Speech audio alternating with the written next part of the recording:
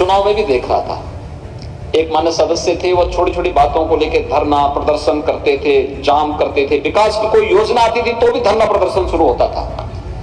और मैं इस चुनाव में जब रिजल्ट जिस दिन आ रहे थे, मैंने कहा यार उस विधानसभा का थोड़ा रिजल्ट दिखाओ। पता लगा वो चौथे नंबर पर थे। लेकिन याद रखना, अगर आपकी बात नकारात्मक है, नेगेटिव है, तो जनता भी उसको नकारात्मक भाव के साथ ही लेती है। उसका कोई क्रेडिट आपको नहीं मिल पाता है, बल्कि आपकी एक खराब छवि प्रस्तुत होती है। जितने उदंडता करने वाले लोग थे, संसद में ही मैं देखता था और विधानसभा में मैंने पिछली बार देखा, वो सब लुढ़कते चले गए। बहुत सारी चीजें ऐसी हैं जो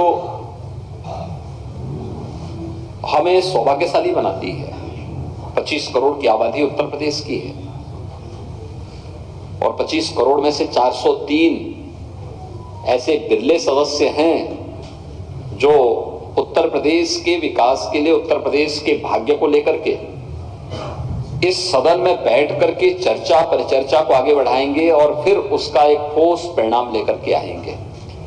इसलिए तो लोकतंत्र में हमने जनता को जनार्दन का स्वरूप माना है। हमारी जवाबदेही जनता के प्रति है और मैंने इस बात को देखा है।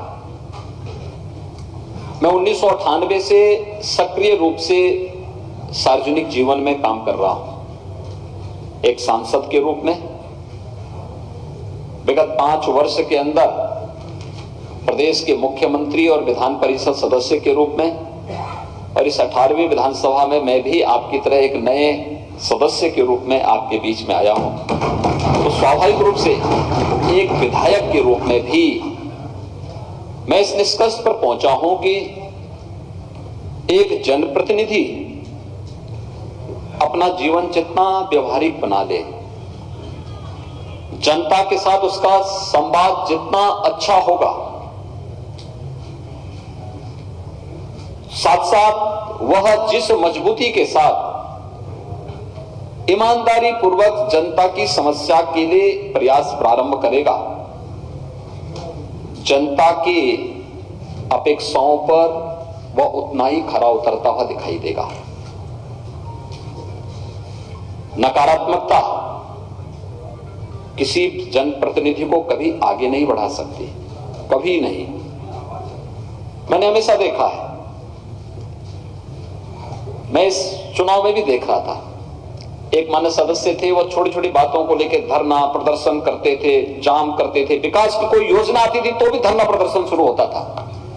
और मैं इस चुनाव में जब रिजल्ट जिस दिन आ रहे थे, मैंने कहा यार उस विधानसभा का थोड़ा रिजल्ट दिखाओ। पता लगा वो चौथे नंबर पर थे।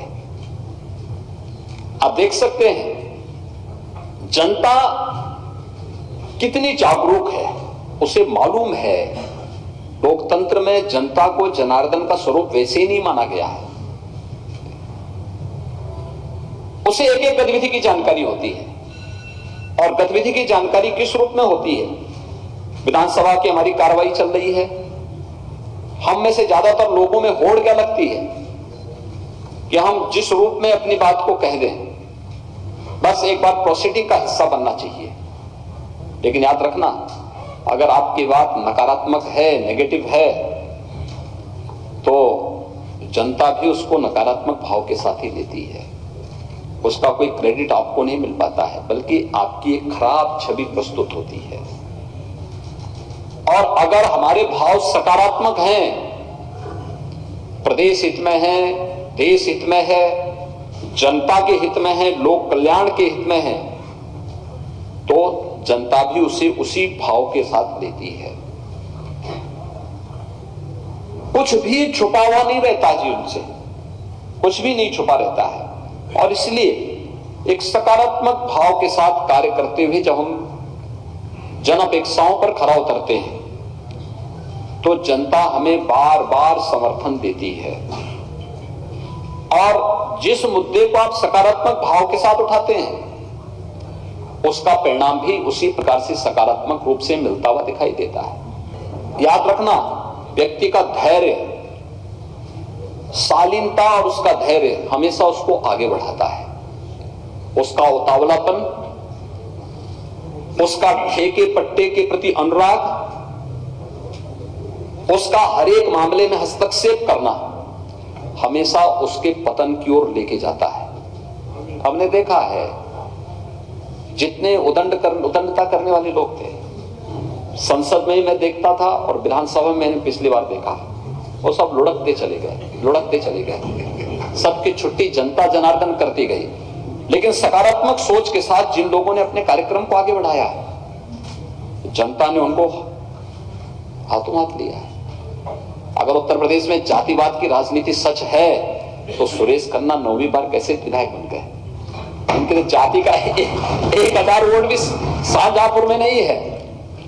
हमारे स्पीकर 8वीं बार विधायक बने हैं, इनके लिए जाति का वोट नहीं है, लेकिन फिर भी बन रहे हैं। जन अपेक्षाओं पर कसना, अपने आप को कसना, अपने आप को तैयार करना और फिर उसके अनुरूप जन भावनाओं के अनुरूप विकास के कार्यों को आगे बढ़ाना आवश्यक नहीं। आपने कोई प्रस्ताव दिया है कि एक ही बार में सब हो जाएगा, और आज तो इतनी योजनाएं हैं हर एक विधानसभा के लिए। यहां पे हमारे विपक्ष के जुड़े हुए तमाम मित्रगण हैं, मैं उनसे भी बोलूंगा कि विकास कार्यों में हमें राजनीति को आड़े नहीं आने देना चाहिए। अगर विकास कार्य आपकी विधानसभा क्षेत्र में हो रहा है, आपको उसे हाथों हाथ लेना चाहिए।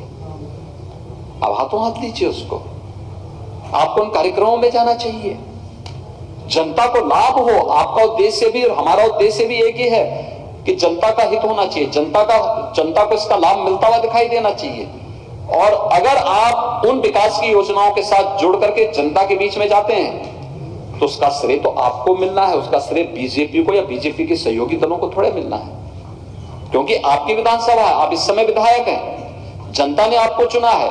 अगर विकास के कार्य वहां हो रहे हैं तो उन कार्यक्रमों को अगर हम वहां बढ़ाने का कार्य करते हैं तो मुझे लगता है कि यह एक बहुत महत्वपूर्ण उपलब्धि आपके साथ जुड़ती है। सस्टेनेबल डेवलपमेंट गोल पर 36 घंटे तक सदन चला था। इसके पीछे चलाने का हेतु दो था। एक, प्रधानमंत्री जी ने जो एक लक्ष्य हम सबके सामने दिया है, पूरे देश के सामने दिया है कि सतत विकास के लक्ष्यों को प्राप्त करने की दिशा में हमें क्या कुछ करना है। और उस चर्चा में मैंने देखा कुछ सदस्य ऐसे थे जो 36 घंटे तक सदन में बैठे रहे, और उसमें से काफी सदस्यों ने चर्चा में भाग लिया, जिनको हम सोचते थे कि इनको कुछ भी पता नहीं होगा, लेकिन जब डिबेट में उन्होंने अपनी बात को रखी, क्योंकि रात्रि को 2 बजे तक तो मैं भी सदन में था और रात्रि 2 बजे तक मैं उनके भाषण सुनता रहा, 5-5, 7-7 मिनट मिलता था, लेकिन क्या मजबूती के साथ कम शब्दों में किस प्रभावशाली तरीके से वे अपनी बात को सदन में रखते थे। यह मुझे लगता अत्यंत अनुकरणीय उदाहरण था। उस समय सदन के अंदर मैंने देखा कितना पोटेंशियल है, कितनी ऊर्जा है, कितनी प्रतिभा है जनता के द्वारा चुने गए बातों पे। आवश्यक नहीं कि आपकी भाषा साहित्यिक हो, आवश्यक भी नहीं कि आपकी भाषा विशुद्ध व्याकरण युक्त हो। मैं